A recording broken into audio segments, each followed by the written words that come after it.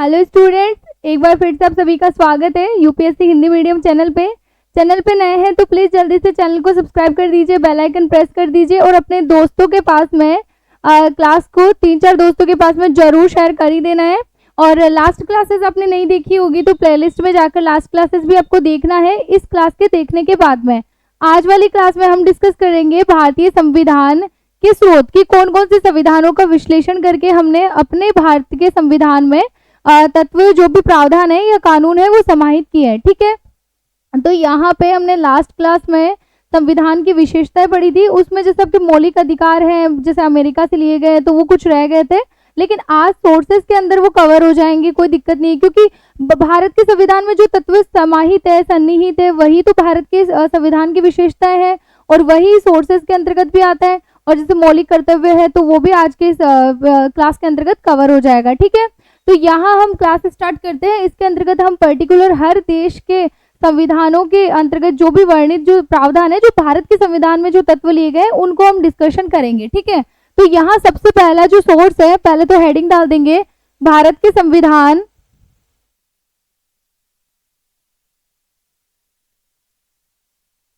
भारतीय संविधान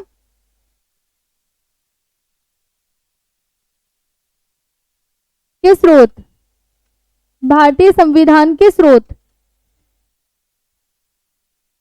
अब यहाँ सबसे पहला जो स्रोत है कि हमने कहाँ से भारत के संविधान में जो अनुच्छेद वगैरह है या प्रावधान है किस संविधान से ग्रहण किए हैं, तो सबसे पहला आ जाएगा भारत शासन अधिनियम 1935, गवर्नमेंट ऑफ इंडिया एक्ट 1935, जिसमें से हमने बहुत सारे 321 धाराएं ऐसे के ऐसे हमने उठा ली है।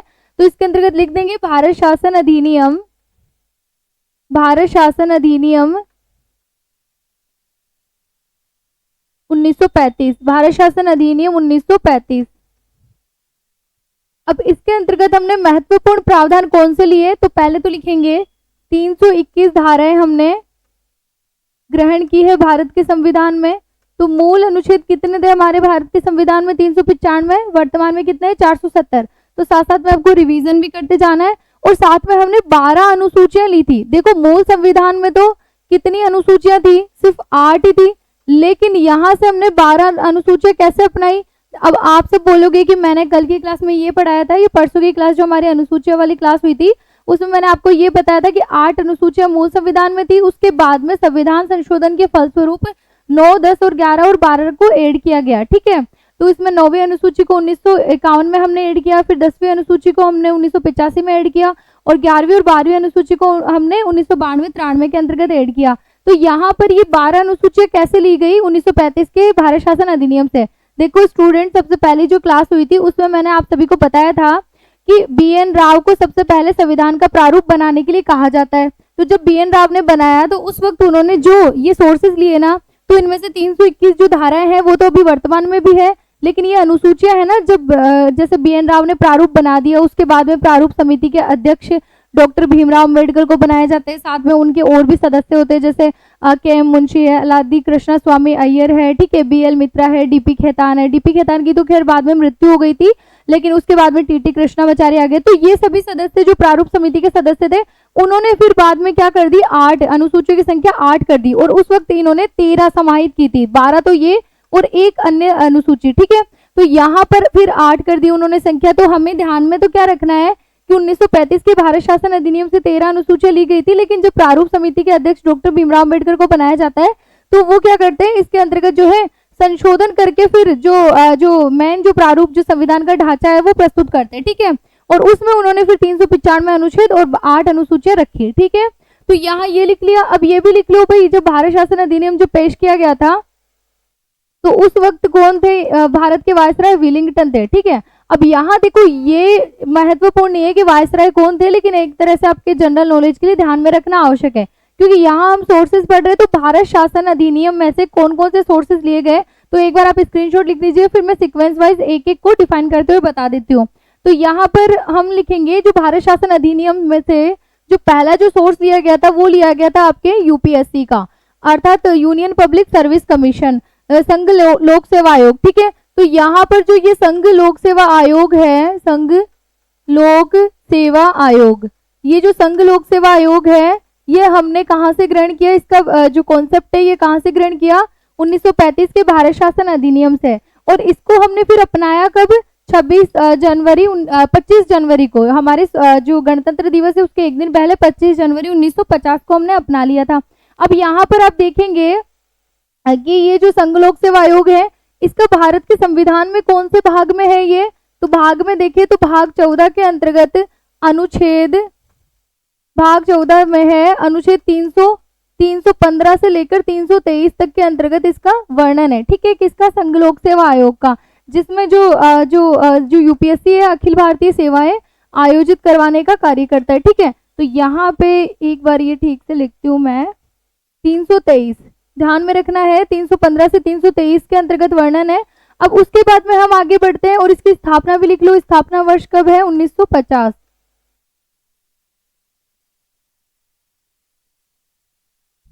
दूसरा जो कॉन्सेप्ट हमने अपनाया वो कौन सा कॉन्सेप्ट है, वो है रिजर्व बैंक ऑफ इंडिया का या फिर भारतीय रिजर्व बैंक। भारतीय रिजर्व बैंक 1935 के भारत शासन अधिनियम की ही देन है। तो भारतीय रिजर्व बैंक जिसकी स्थापना कब की गई थी, 1935 में।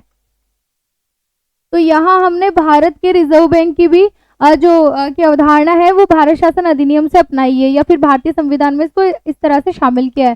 फिर तीसरा आ जाएगा आपका संघीय न्यायालय। जो संघीय न्यायालय है इसका कॉन्सेप्ट भी भारत शासन अधिनियम के आधार पर जो संघीय न्यायालय स्थापित किया गया था वो किया गया था कब, 1937 में। अब ये देखो, ये जो संघीय न्यायालय है, संघ मतलब क्या हो गया, भारत क्या है, एक राज्यों का एक संघ है। मतलब संघ का मतलब क्या होता है, यूनियन, कि जिसके अंदर संगठन हो। तो पूरे राज्यों के अंतर्गत पूरा ये पर्टिकुलर सभी एक संगठन है। अब यहाँ पर जो संगठन के अंतर्गत जो महत्वपूर्ण या मुख्य जो शीर्ष पर जो सरकार कौन सी, केंद्र सरकार, और उसी तरह से शीर्ष पर न्यायपालिका का जो कौन सा रूप है, तो सुप्रीम कोर्ट है। अब यहाँ देखो, उस वक्त इसका 1937 में जब अपनाया गया था तो संघीय न्यायालय के रूप में इसको अपनाया गया, लेकिन ये आगे चलकर 1950 में इसको किस में कन्वर्ट कर दिया गया, उच्चतम न्यायालय में या फिर सुप्रीम कोर्ट में इसको कन्वर्ट कर दिया गया। तो यहाँ ये भी क्लियर हो गया। और ये दोनों ही, ये तीनों कॉन्सेप्ट हमने कहाँ से लिए हैं, भारत शासन अधिनियम 1935 से। अब फोर्थ कॉन्सेप्ट की बात करें तो उससे पहले आप स्क्रीनशॉट ले लीजिए, एक बार स्क्रीनशॉट ले लीजिए, लिख लीजिए। अब देखो नेक्स्ट हम कॉन्सेप्ट की बात करते हैं। तो यहाँ पर आप देखेंगे जो नेक्स्ट कॉन्सेप्ट है जो भारत शासन अधिनियम से हमने ग्रहण किया है, तो वो क्या हो जाएगा आपका प्रशासनिक व्यवस्था। ठीक है, तो प्रशासनिक व्यवस्था की किस प्रकार से हम एडमिनिस्ट्रेशन हम लोगों के द्वारा चलाया जाता है देश के अंतर्गत। तो प्रशासनिक व्यवस्था भी कहाँ से ली है, गवर्नमेंट ऑफ इंडिया एक्ट 1935। फिर बाद में हम लिखेंगे न्यायपालिका की संरचना। न्यायपालिका की संरचना भी हमने 1935 के भारत शासन अधिनियम से ग्रहण की है।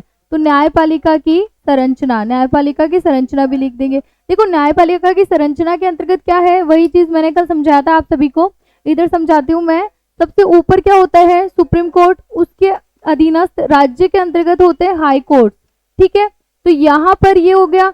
उसके अधीनस्थ होते हैं आपके जिला अदालतें या फिर जो जिला न्यायालय होता है वो। फिर बाद में आ जाते हैं आपके लोक अदालतें भी इनको बोला जाता है। तो इस आधार पर ये जो पूरा जो स्ट्रक्चर है ना, ये पूरा जो एक स्ट्रक्चर संरचना जो बनी हुई है, ये हमने कहाँ से ग्रहण की है, तो 1935 के भारत शासन अधिनियम से। उसके बाद में हम बात करें शक्तियों का विभाजन। शक्तियों के विभाजन का कॉन्सेप्ट भी हमने कहाँ से ग्रहण किया है, तो 1935 के भारत शासन अधिनियम से। अब देखो यहाँ पर स्टूडेंट जो शक्तियों का विभाजन है, देखो तीन जैसे हमने यहाँ पर अगर हम देखें सरकार के रूप में देखते हैं तो केंद्र सरकार, राज्य सरकार और आपका स्थानीय शासन, ये तीनों आते हैं। और ऐसे अगर देखिए सूचियों के संदर्भ में तो संघ सूची, राज्य सूची और समवर्ती सूची। अब यहाँ देखो जो केंद्र सरकार है वो कौन से विषयों का प्रयोग करती है, कौन से विषयों पर कानून बनाती है, तो वो आपके संघ सूची के विषयों पर कानून बनाती है। तो एक ही बात है, चाहे संघ सूची, राज्य सूची, समवर्ती सूची कहो, चाहे केंद्र सरकार और आपके राज्य सरकारें कहो। ठीक है, हाँ समवर्ती सूची का कॉन्सेप्ट थोड़ा अलग हो जाता है क्योंकि संघ सूची और राज्य सूची दोनों के सम्मिलित विषय या फिर राज्य सरकार और केंद्र सरकार दोनों के सम्मिलित विषयों पर ही समवर्ती सूची के अंतर्गत ऐसे विषय होते हैं जिन पर कानून बनाए जाते हैं। देखो इस प्रकार से मैं लिखती हूँ आपके, ये क्या है, सबसे पहले केंद्र सरकार। ठीक है, अब केंद्र सरकार को विषय कौन से दिए गए हैं, संघ सूची के। तो यहाँ हम चाहे संघ सूची लिखे चाहे केंद्र सरकार लिखे, शक्तियों के विभाजन में एक ही बात है। इसके अधीनस्थ कौन सी आ जाएगी, आपके राज्य की सरकारें। अब यहाँ पर इनको कौन से विषय दिए गए हैं, वही इनके जो विषय है जिन पर ये नियम बना सकते हैं, कानून बना सकते हैं, वो राज्य सूची के अंतर्गत आते हैं। फिर बाद में तीसरी आती है आपके समवर्ती सूची। अब यहाँ पर इसको पैरेलल नहीं लिखना है स्थानीय शासन के, क्योंकि स्थानीय शासन एक अलग कॉन्सेप्ट है, ये इसके अधीनस्थ जरूर आ सकता है लेकिन वो कानून नहीं बना सकते। हाँ, अपने लेवल पर कलेक्टर्स वगैरह होते हैं, वो बहुत सारी चीजें इंप्लीमेंट करवाते हैं, लेकिन वो सरकार के द्वारा जो नियम बनाए जाते हैं संसद के द्वारा, केंद्र सरकार के द्वारा, वही नियम इंप्लीमेंट करवा सकते हैं। हाँ, अपने द्वारा कुछ कॉन्सेप्ट है, वो इनिशिएटिव है, तो वो चला सकते हैं। लेकिन यहाँ पर लिखेंगे हम, तीसरा लिख देंगे समवर्ती सूची।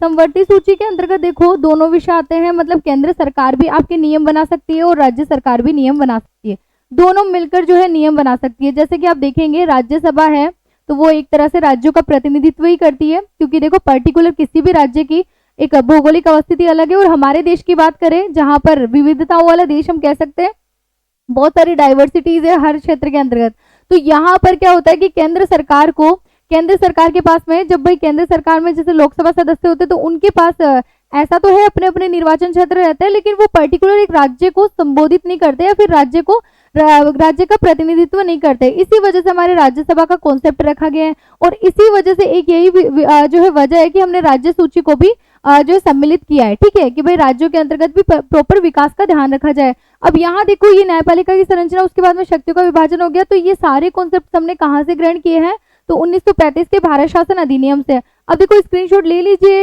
एक बार, फिर नेक्स्ट हम देखते हैं। अब देखो यहाँ पर जो नेक्स्ट है इसी के अंतर्गत हमने ग्रहण किया है दलितों के लिए, महिलाओं के लिए, दलितों, महिलाओं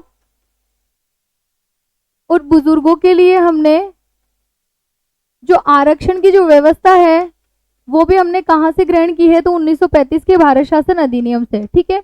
ये भी क्लियर हो गया भाई, इनको थोड़ा सा ज्यादा महत्व दिया जाए जो भी पिछड़े वर्ग है, ये क्लियर हो गया। अब उसके बाद में देखो हम देश, अब ना पर्टिकुलर देश लेते हैं तो ब्रिटेन। दूसरा हमने जो सोर्स लिया है, पहला सोर्स तो क्या था आपके गवर्नमेंट ऑफ इंडिया एक्ट 1935। अब दूसरा जो सोर्स है हम क्या ले रहे हैं, ब्रिटेन के संविधान से आखिर हमने क्या क्या कॉन्सेप्ट ग्रहण किए हैं, और इसी प्रकार से हम अमेरिका का संविधान भी देखेंगे, फिर फ्रांस का संविधान भी देखेंगे, जर्मनी का भी देखेंगे, ऑस्ट्रेलिया का भी देखेंगे, इसके अलावा दक्षिण अफ्रीका के संविधान से हमने लिए हैं, रूस के संविधान से लिए हैं और आयरलैंड के संविधान से भी हमने ग्रहण किया है। तो यहाँ पर देखो ब्रिटेन के संविधान से हमने क्या क्या कॉन्सेप्ट लिया है, तो पहला हम लिख देंगे इसके अंतर्गत संसदीय प्रणाली, संसदीय प्रणाली। अब यहाँ देखो संसदीय प्रणाली के अंतर्गत संसद है, जैसे केंद्र की संसद है, तो केंद्र की संसद के तीन अंग कौन से हो जाएंगे आपके, एक तो लोकसभा, एक आपका राज्यसभा और तीसरा कौन है आपका राष्ट्रपति। तो यहाँ पर देखो एक चीज मैं एक ट्रिक बताऊंगी आपको, इजी है याद करने के लिए, कि ब्रिटेन से हमने क्या क्या सोर्सेज लिए हैं। ब्रिटेन की जो है ना कि जो सोर्स की जो प्रणाली है या पूरी व्यवस्था है, ये किसके इर्द गिर्द घूमती है, संसद के इर्द गिर्द, ठीक है। तो यहाँ पर देखेंगे जो संसद के हमने लिए हैं वही संसद के अंतर्गत संसदीय व्यवस्था से संबंधित जो भी आ जाएगा ना, चाहे लोकसभा हो, राज्यसभा हो, चाहे राष्ट्रपति हो, चाहे एकल नागरिकता, क्योंकि एकल नागरिकता या नागरिकता का जो प्रावधान है या नागरिकता प्रदान करने का कार्य है वो भी किसके द्वारा किया जाता है, संसद के द्वारा।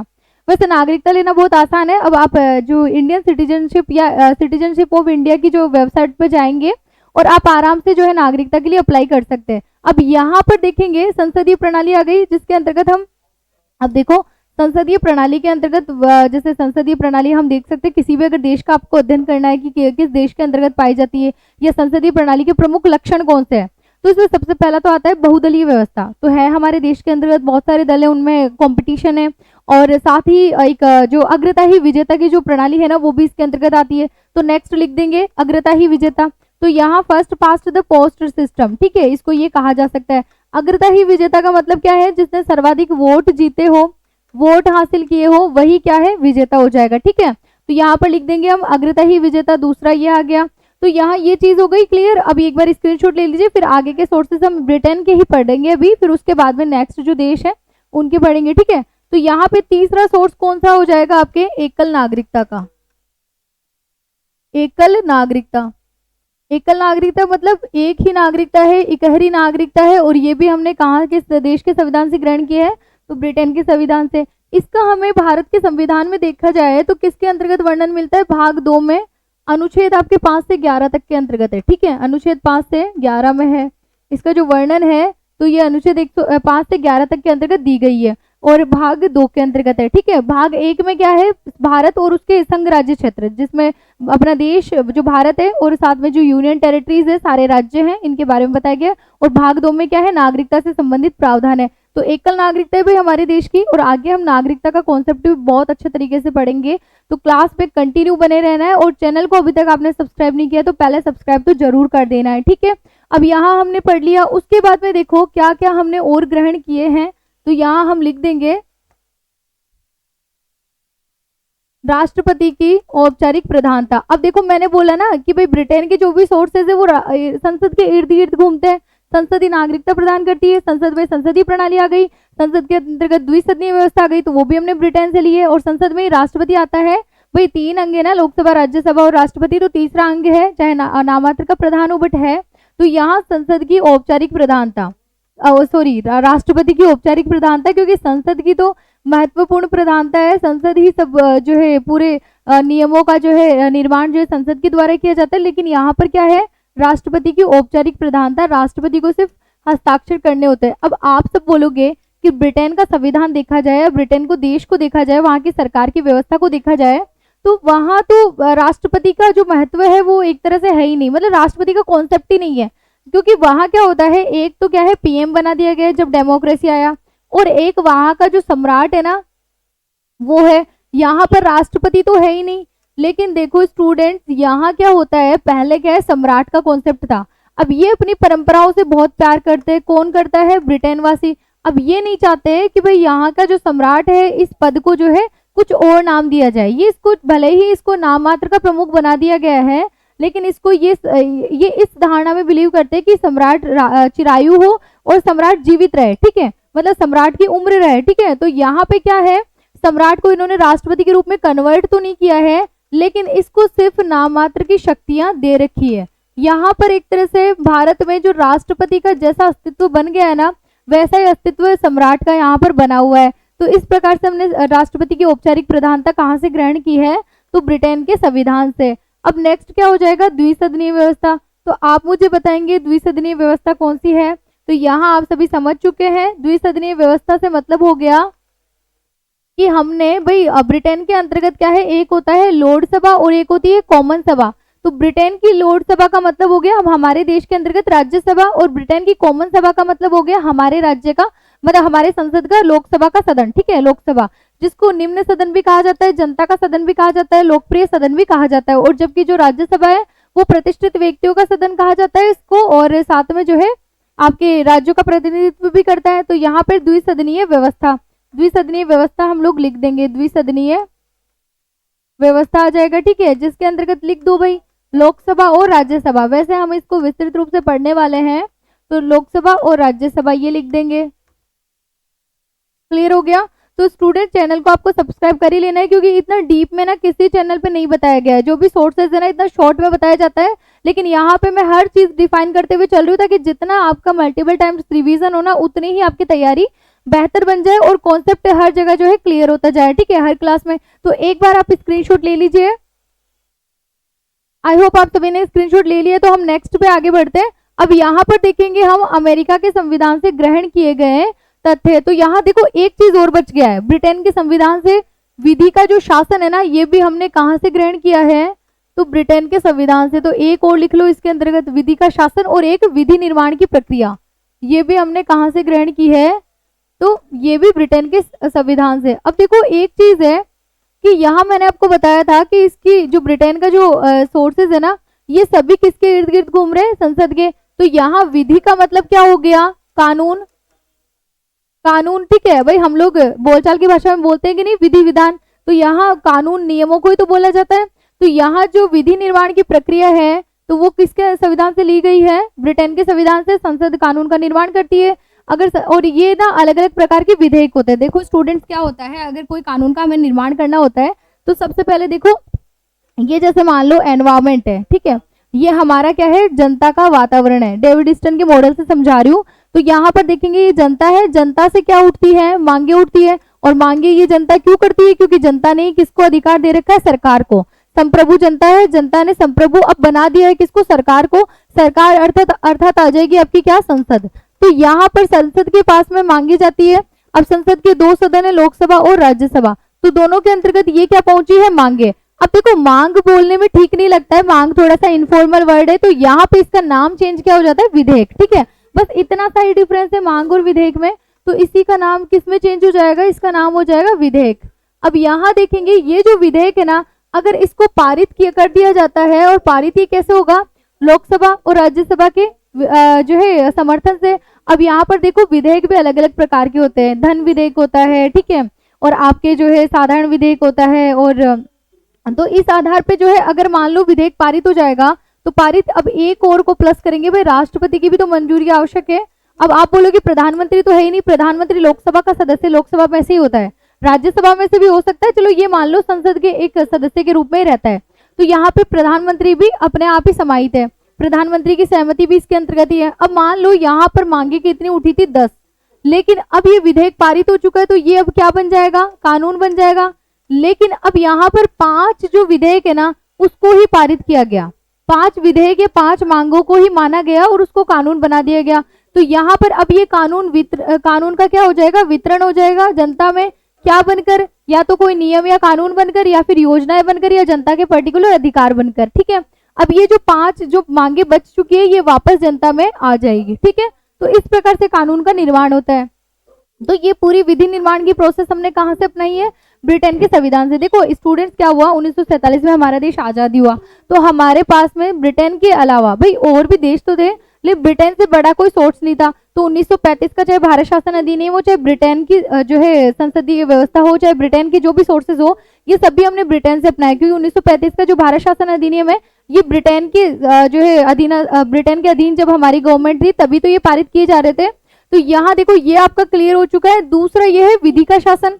अब विधि का शासन, भाई विधि का शासन का मतलब क्या हो गया कि सभी व्यक्तियों को क्या है, विधि के समान संरक्षण है। ठीक है, अब ये इसके अंतर्गत अगर और डिफाइन करें तो विधि के समक्ष समानता की बात करता है। विधि का शासन हो गया मतलब कि कानून क्या है, सर्वोच्च है, कानून से ऊपर कुछ नहीं है। ठीक है, कानून से ऊपर ना तो प्राइम मिनिस्टर है, ना राष्ट्रपति है, कोई भी व्यक्ति चाहे किसी भी पोस्ट पर हो, लेकिन वो भी व्यक्ति नहीं है। सर्वसाधारण के लिए भी वही कानून है, चाहे कोई विशेषाधिकार युक्त व्यक्ति है उसके लिए भी, एक राष्ट्रपति को छोड़कर। देखो राष्ट्रपति को क्यों, क्योंकि राष्ट्रपति जब तक वो पद पर है ना, तब तक उस पर किसी भी प्रकार का कोई जैसे कोई भी उसको दंडित नहीं किया जा सकता है। ठीक है, लेकिन अगर राष्ट्रपति पर महाभियोग की प्रक्रिया भी है, भाई अनुच्छेद 61 के तहत अगर हम राष्ट्रपति को पद से हटा देते हैं, तो फिर क्या होता है कि राष्ट्रपति को पद से हटाने के बाद में हम क्या कर सकते हैं, भाई उस पर जो भी मुकदमा चलाया जाना है वो चला सकते हैं। ठीक है, तो यहाँ पर एक राष्ट्रपति जब तक पद पर बना हुआ है ना, तब तक जरूर उस पर मुकदमा नहीं चलाया जा सकता।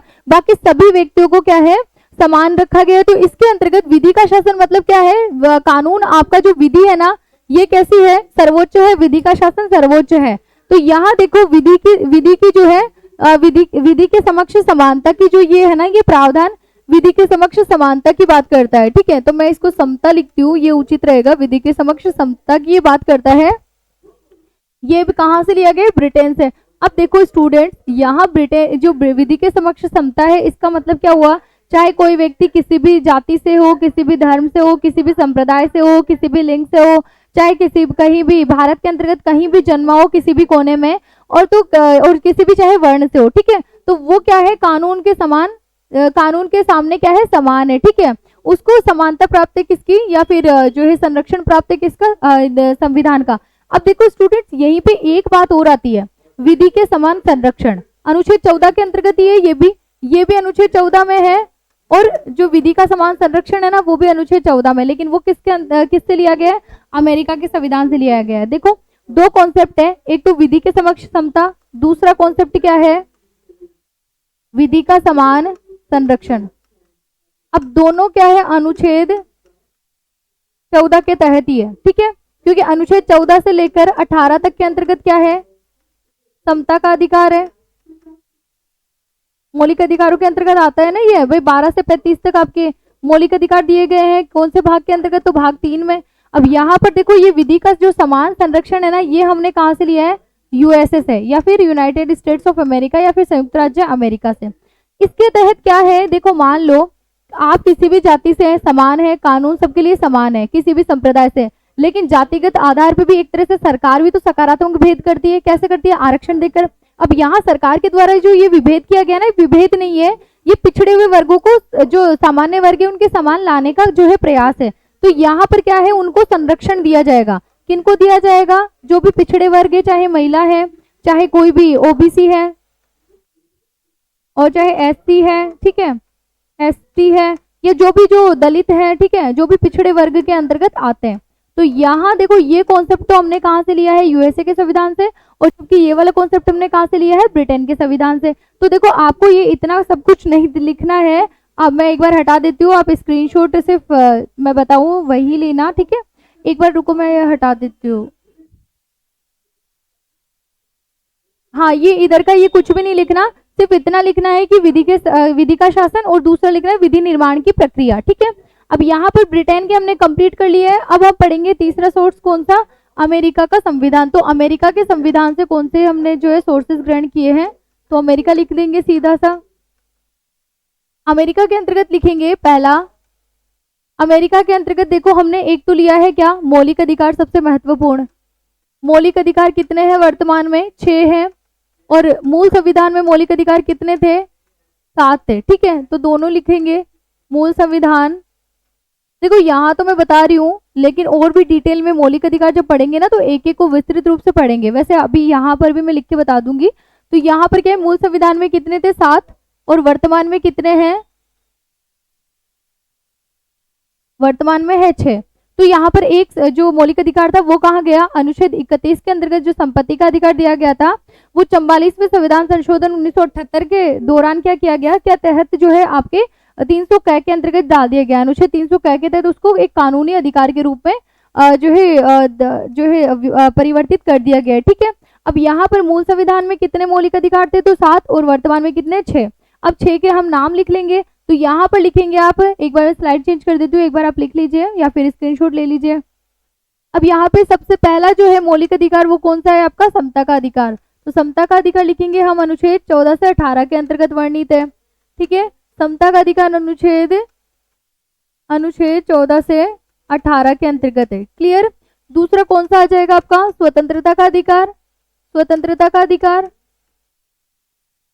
स्वतंत्रता का अधिकार देखो भाई, जॉन लोक ने कहा है कि जो है अपनी छड़ी को उतना ही घुमाओ जहां तक किसी को स्पर्श ना करे। तो हमें, जैसे हम स्वतंत्रता का प्रयोग करते हैं, ठीक है, तो यहाँ पर हमारी जो स्वतंत्रता हमें दी गई है, तो इसका मतलब ये नहीं कि हम किसी भी व्यक्ति को कोई भी हार्म कर सकते हैं, ठीक है। उस व्यक्ति का भी वो स्वतंत्रता का अधिकार है, ठीक है।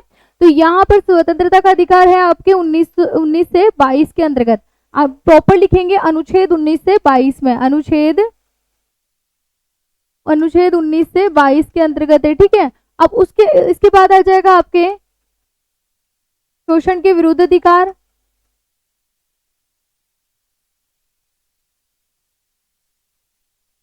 शोषण के विरुद्ध अधिकार, अब ये किसके अंतर्गत है? अनुच्छेद 23-24 के अंतर्गत, ठीक है। तो यहाँ पर अनुच्छेद 23-24 में लिख देती हूँ। फिर उसके बाद में आ जाएगा आपका 4th नंबर पे धार्मिक स्वतंत्रता का अधिकार। धार्मिक स्वतंत्रता, धार्मिक स्वतंत्रता का अधिकार, ये किसके अंतर्गत है? तो आपके अनुच्छेद 25 से 28 के अंतर्गत, ठीक है। ये क्लियर हो गया। उसके बाद में हम देखते हैं आपके आ जाएंगे संस्कृति व शिक्षा का अधिकार। अब देखो ये जो संस्कृति और जो शिक्षा का अधिकार है ना, ये संस्कृति और शिक्षा का अधिकार किससे संबंधित है? ये हमारे लिए नहीं है, क्योंकि हमें तो सांस्कृतिक रूप से हम स्वतंत्र है, स्वतंत्रता के अधिकार में आ गया, ठीक है। लेकिन यहाँ पर क्या है, संस्कृति और शिक्षा का अधिकार है ना, ये अल्पसंख्यकों की संस्कृति और शिक्षा के अधिकार की बात करता है। तो यहाँ पे जो भी माइनॉरिटीज है ना भारत के अंतर्गत, उनको ये दिया गया है, ठीक है। अब यहाँ देखो एक चीज है, पहले मैं अनुच्छेद लिखवा देती हूँ, फिर बताती हूँ कि माइनॉरिटीज में भी कैसे ये डिवाइड किया गया। तो यहाँ 29 से 30 के अंतर्गत है। अब देखो यहाँ ये जो संस्कृति और शिक्षा का अधिकार, ये किसकी बात करता है? आपके अल्पसंख्यकों के अधिकारों की बात करता है। अब यहाँ देखो स्टूडेंट्स, क्या है ये जो अल्पसंख्यकों के ये राइट्स है ना, तो यहाँ जो अल्पसंख्यकों को दिया गया है, तो 2 प्रकार के अल्पसंख्यक होते हैं। एक तो होते हैं क्या, एक तो भारतीय और एक होते हैं अभारतीय, ठीक है।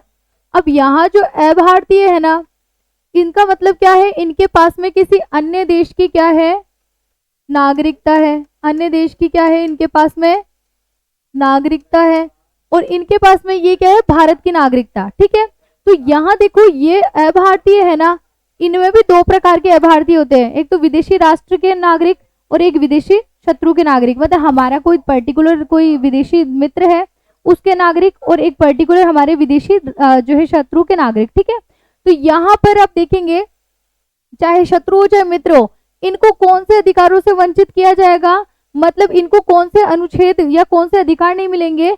तो यहाँ देखो भारतीयों को मिलेंगे, वो कौन से हैं, भारतीयों को सब मिल रहे हैं, लेकिन इनको कौन से नहीं मिल रहे, वो भी मैं भारतीयों वालों में लिखती हूँ। अनुच्छेद आपके 15, 16, 19, 29, 30 ये वाले जो है इनको नहीं मिलेंगे। मतलब अगर कोई भारत का नागरिक नहीं है, चाहे वो अल्पसंख्यक ही हो, ठीक है, जैसे मान लो कि अभी हमारे भारत के अंतर्गत जिनको भी नागरिकता मिली हुई है, उनमें अगर माइनॉरिटीज है ना, चाहे वो धर्म के आधार पर हो, चाहे वो भाषा के आधार पर हो, किसी भी आधार पर। ठीक है, जैसे भाषा के आधार पर देखिए तो सिंधी समुदाय से व्यक्ति हो सकते हैं, और आपके जैसे अगर धर्म के आधार पर देखिए तो जैसे आपके पारसी समुदाय से हो सकते हैं, बौद्ध समुदाय से हो सकते हैं। ठीक है, तो यहाँ पर आप देखें तो यहाँ पर अगर हम अल्पसंख्यकों की बात करें तो वो क्या है, भारत की उनको नागरिकता अर्जित की हुई है। ठीक है, उन्होंने नागरिकता अर्जित की गई है, तो यहाँ पर उनको 15, 16, 19, 29, 30 मतलब 29, 30 ये वाले भी अधिकारों से वंचित नहीं किया जाएगा, ये उनको मिलेंगे। लेकिन ये किसको मिलेंगे, भारतीय अल्पसंख्यकों को ओनली। जिनके पास में किसी अन्य देश की नागरिकता है उनको ये नहीं मिलेंगे। ठीक है, ये सिर्फ किसको मिलेंगे, भारतीय अल्पसंख्यकों को। अब यहाँ जिनके पास में दूसरे देश की नागरिकता है, चाहे वो अल्पसंख्यक में ना आए या आए कोई फर्क नहीं पड़ता, लेकिन उनको कौन से अधिकार नहीं मिलेंगे, 15, 16, 19, 29, 30 जो अनुच्छेद में वर्णित अधिकार है वो नहीं मिलेंगे, उसमें ये 29, 30 भी आ जाता है। तो सिर्फ भारतीय जो अल्पसंख्यक है ना उनको ही मिलता है, जिसके अंतर्गत उनकी संस्कृति का संरक्षण और उनके हिसाब से जो शिक्षण संस्थाएं हैं उनको खोलने का अधिकार है। ठीक है, कि वो अपने तरीके से जो है अपनी शिक्षण संस्थाएं खोल सकते हैं, उनको संचालित कर सकते हैं। यहाँ पे देखो आपने ये 5 पढ़ लिए, अब छठा भी हम देख लेते। छठा जो है आपका अनुच्छेद 32 के तहत संवैधानिक उपचारों का अधिकार आ जाता है। अब देखो यहाँ पर आप बोलोगे अनुच्छेद 31 कहाँ गया, तो अनुच्छेद 31 ही था जो हट चुका है। जैसे हमने देखा ना प्रीवियस स्लाइड के अंदर कि 7 थे आपके, जो 31 नंबर पे था ना वही आपके हट चुका है। ठीक है, संपत्ति का अधिकार। अब यहाँ देखेंगे संवैधानिक उपचारों का अधिकार। संवैधानिक उपचारों का अधिकार, संवैधानिक उपचारों का अधिकार कौन से अनुच्छेद के तहत आ जाता है, आपके अनुच्छेद 32 के तहत। अब देखो संवैधानिक जो उपचारों का अधिकार है ना, इसको भीमराव अंबेडकर ने क्या कहा है, संविधान की आत्मा। जबकि एन.ए. पालकी वाला ने तो परिचय पत्र कहा था, लेकिन आपके जो एन.ए. पालकी वाला ने जो प्रस्तावना को कहा था भारतीय संविधान की आत्मा, और परिचय पत्र आपके ठाकुरदास भार्गव ने कहा। तो यहाँ देखो एक चीज है, एन.ए. पालकी वाला ने तो भारतीय संविधान की प्रस्तावना को कहा है संविधान की आत्मा, और डॉक्टर भीमराव अंबेडकर ने संवैधानिक उपचारों के अधिकार को क्या कहा है, भारतीय संविधान की आत्मा। वैसे हम जब मौलिक अधिकार पढ़ेंगे ना कि आगे की क्लासेस में, तो उसको डिटेल में समझ लेंगे। तो अनुच्छेद 32 के तहत क्या है, संवैधानिक उपचारों का अधिकार, और इस अधिकार के तहत ये जो पूरे जो मौलिक अधिकार है इनकी रक्षा का कार्य सुप्रीम कोर्ट के द्वारा किया जा सकता है। जैसे मान लो कि किसी भी व्यक्ति के इन अधिकारों का अगर हनन होता है तो वो सुप्रीम कोर्ट, या उससे पहले अगर आप हाई कोर्ट में जाएंगे, उससे पहले अगर आप जिला न्यायालय में जाते हैं, अगर वहीं पर समाधान हो जाता है तो कोई दिक्कत नहीं है। समाधान नहीं होता है तो फिर आप हाई कोर्ट में जाएंगे, अगर वहां भी समाधान नहीं होता है तो फिर सुप्रीम कोर्ट में जाएंगे। ठीक है, और इस हिसाब से आप क्या कर सकते हैं, वहां पर याचिका दायर कर सकते हैं, केस आप जो भी है आप जो है याचिका दायर कर सकते हैं, उसके बाद में अपने अधिकारों की अपील कर सकते हैं। ठीक है, और इन अधिकारों का जो है आपका संरक्षण किया जाएगा किस अधिकार के तहत, संवैधानिक उपचारों के अधिकार के तहत। ठीक है, तो ये जो मौलिक अधिकार हमने कहाँ से लिए हैं, अमेरिका के संविधान से। देखो स्टूडेंट्स, अमेरिका भी ब्रिटेन की एक कॉलोनी थी, ब्रिटेन की गुलाम कॉलोनी थी ब्रिटेन की, है ना। तो ब्रिटेन की जो है गुलामी अमेरिका ने भी साइन करी, तो अमेरिका ने ही सबसे पहले अधिकारों की मांग रखी। ठीक है, अधिकारों की वकालत सबसे पहले अमेरिका ने करी, उसके बाद में फिर हमने भी अपनाया कि हमें भी लगा कि जो मौलिक अधिकार है ना, जो व्यक्ति को जन्मजात प्राप्त होने चाहिए वो देने आवश्यक है। ठीक है, तो यहाँ पर इस प्रकार से हमने अधिकारों को अपनाया है। फिर आगे की देखें, हम देखते हैं कि आगे कौन कौन से जो है सोर्सेज लिए गए अमेरिका के संविधान से। तो दूसरा जो सोर्स हम लिख देंगे, दूसरा सोर्स कौन सा लिया गया है, न्यायिक समीक्षा का, न्यायिक समीक्षा का, या इसको लिख सकते हैं न्यायिक पुनरावलोकन, न्यायिक समीक्षा या फिर न्यायिक पुनरावलोकन। अब देखो ये जो न्यायिक समीक्षा है, न्यायिक पुनरावलोकन है, इसका क्या मतलब हुआ। देखो स्टूडेंट्स, कल मैंने आपको जो विशेषताएं पढ़ाई थी संविधान की, उसमें एक जो विशेषता मैंने लिखवाई थी कि संविधान संसद की संप्रभुता के साथ में ही न्यायपालिका की सर्वोच्चता का प्रावधान भी किसके अंतर्गत है, हमारे भारतीय संविधान में। अब यहाँ पर देखो संसद संप्रभु है, संसद जब संप्रभु है तो वो क्या करेगी, उसको कानून निर्माण का अधिकार है, ठीक है, कानून वो बना सकती है। कानून निर्माण करने का अधिकार किसको दे दिया हमने, संसद को दे दिया। अब यहाँ पर देखो अगर मान लो संसद के द्वारा अगर कोई कानून लगता है कि अवैध है, ठीक है, या ऐसा कोई कानून बनाया गया है जिससे एक जनता के एक बड़े वर्ग को नुकसान हो रहा है, तो फिर वो जो है वो कानून है उसकी समीक्षा कौन करेगा, न्यायपालिका, जो आपका सुप्रीम कोर्ट है वो करेगा। न्यायिक पुनरावलोकन यही है। इसके अंतर्गत देखो क्या होता है कि अगर कोई भी कानून जो है अवैध पाया जाता है तो उसकी समीक्षा करने का कार्य कौन करती है, न्यायपालिका करती है। अगर मान लो कि वो कानून अवैध है और उसको उसमें संशोधन किया जा सकता है तो उसको पुनः विचार के लिए किसके पास में भेजा जाएगा, संसद के पास में पुनः विचार के लिए। इसी को क्या कहा जाता है, न्यायिक पुनरावलोकन। तो यहाँ पर कोई कानून है उस पर पुनः विचार के लिए जब संसद के पास में भेजा जाता है तो ये अपनी शक्ति का जो प्रयोग कौन करता है, आपकी न्यायपालिका। तो यहाँ पर हमने न्यायपालिका को कैसा बनाया है, सर्वोच्चता दी है, निष्पक्ष बनाया है, स्वतंत्र बनाया है। और ये कॉन्सेप्ट हमने कहाँ से लिया है, यूएसए के संविधान से, क्योंकि यूएसए में जो है न्यायिक जो सर्वोच्चता है ना, ये सिद्धांत हमने यहाँ से अपनाया है। ठीक है, तो ये क्लियर हो गया। अब तीसरा हम लिख लेते हैं, थर्ड जो है वो हमने क्या लिया है, महाभियोग की प्रक्रिया। महाभियोग की प्रक्रिया अनुच्छेद 61 के तहत लगाई जाती है किस पर, राष्ट्रपति पर। तो राष्ट्रपति पर महाभियोग की प्रक्रिया पूरा लिखे, क्योंकि देखो आपके ना और भी बहुत सारे महत्वपूर्ण पद है जिनको भी महाभियोग के द्वारा हटाया जाता है। तो यहाँ पर लिखेंगे, पर्टिकुलर हम राष्ट्रपति की बात कर रहे हैं, राष्ट्रपति पर महाभियोग की प्रक्रिया। राष्ट्रपति पर महाभियोग की प्रक्रिया ये किसके अंतर्गत आ जाएगा, आपके अनुच्छेद 61 में, अनुच्छेद 61 के अंतर्गत आ जाएगा। ठीक है, ये क्लियर हो गया। तो यहाँ देखो राष्ट्रपति पर जो महाभियोग की प्रक्रिया है ना, थोड़ा बहुत वर्बली बता देती हूँ मैं, बाकी आगे की क्लासेस है ना उसमें जब राष्ट्रपति पढ़ेंगे हम टॉपिक तो फिर इसको डिटेल में समझेंगे। तो यहाँ पर देखो सबसे पहले राष्ट्रपति की जो महाभियोग की प्रक्रिया है उसको थोड़ा सा बता देती हूँ मैं। अब यहाँ देखेंगे राष्ट्रपति पर महाभियोग की प्रक्रिया में सबसे पहले क्या किया जाता है, देखो संसद में कितने सदन है, 2 सदन है संसद के। अब यहाँ पर किसी भी सदन से राष्ट्रपति पर जब महाभियोग की प्रक्रिया लगाई जाएगी तो इसकी शुरुआत आप किसी भी सदन से कर सकते हैं, चाहे लोकसभा हो चाहे राज्यसभा। लेकिन अगर मान लो आप लोकसभा से अगर राष्ट्रपति की जो महाभियोग की प्रक्रिया स्टार्ट करें, या चलो हम राज्यसभा भी ओब्लिक में लिख देते हैं, लेकिन इसके जो सदस्य है ना उन टोटल सदस्यों के 1/4 सदस्यों के हस्ताक्षर उस पर होने चाहिए। कब, जब प्रक्रिया हम स्टार्ट कर रहे हैं, पारित नहीं हुआ है, जब प्रक्रिया को हम शुरू कर रहे हैं तो 1/4 सदस्यों के हस्ताक्षर, और उससे पहले 14 दिन पहले हमें नोटिस दिया जाना आवश्यक है। भाई राष्ट्रपति को संभलने का मौका तो मिले और राष्ट्रपति को पता तो चले कि उन्होंने किया क्या है। तो यहाँ पर 14 दिन पहले तो क्या दिया जाएगा, लिखित के अंदर नोटिस दिया जाएगा, और उसके अलावा 1/4 सदस्यों के जो है हस्ताक्षर किए जाएंगे स्टार्टिंग में। ठीक है, जब प्रक्रिया स्टार्ट की गई है।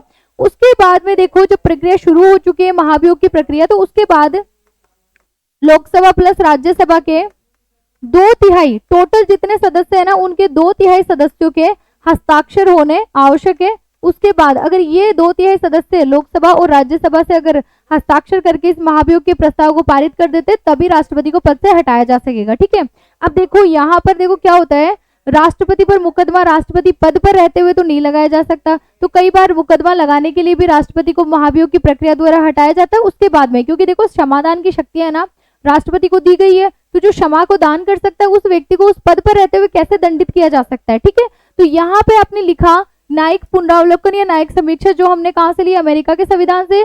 साथ ही राष्ट्रपति पर महाभियोग की प्रक्रिया का जो प्रावधान है अनुच्छेद 61 के अंतर्गत जो शामिल किया है वो भी हमने कहां से लिया है, अमेरिका के संविधान से। ठीक है, अब देखो 4th नंबर पर लिखते हैं, ये भी हमने अमेरिका के संविधान से लिया है। उच्चतम न्यायालय अर्थात जो आपका सुप्रीम कोर्ट है वो, और साथ में उच्च न्यायालय, उच्चतम न्यायालय व उच्च न्यायालय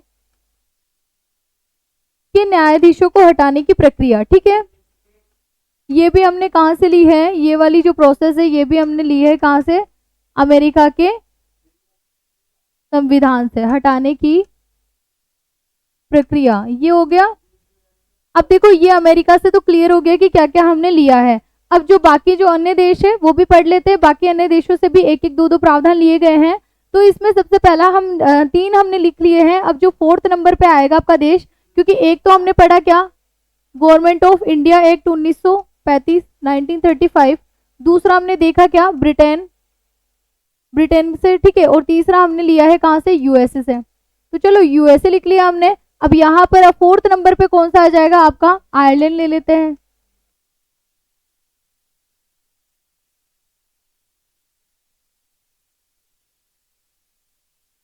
आयरलैंड के संविधान से हमने क्या लिए हैं, तो नीति निर्देशक तत्व 36 से 51 तक के अंतर्गत है।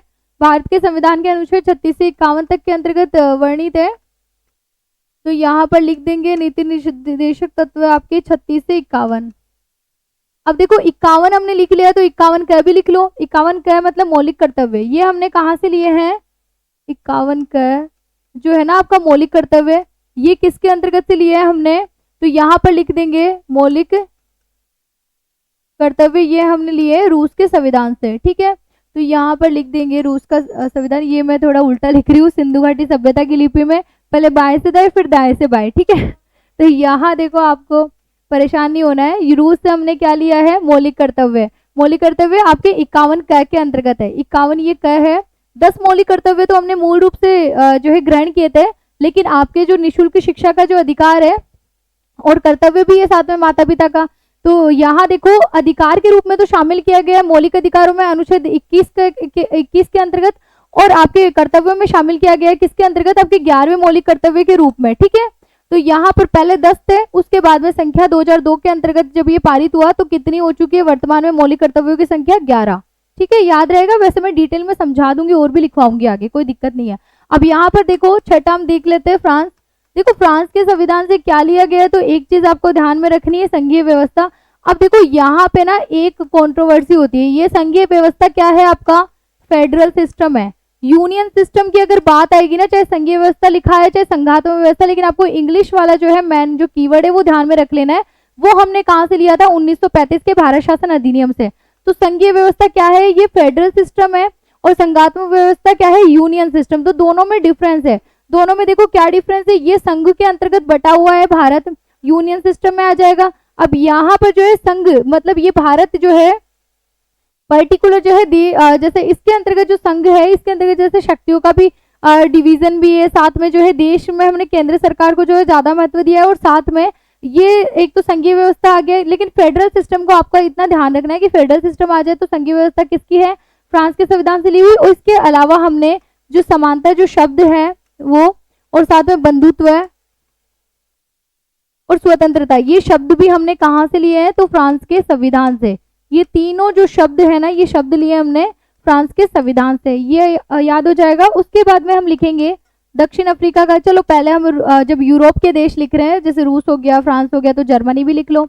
अब देखो जर्मनी का जो वाइमर जो गणतंत्र या वाइमर जो संविधान है ना जर्मनी का, वीमर भी इसको कहा जाता है, वाइमर भी कह सकते हैं। अब यहाँ पर देखो जर्मनी के जो संविधान से हमने क्या लिया है, आपातकाल के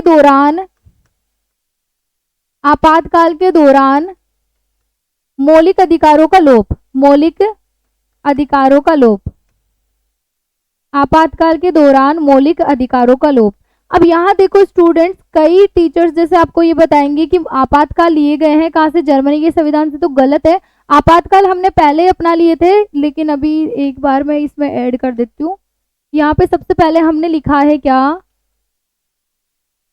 1935 का भारत शासन अधिनियम, हाँ यहाँ पर। तो यहाँ देखो एक आप ऐड कर देना आपातकालीन प्रावधान।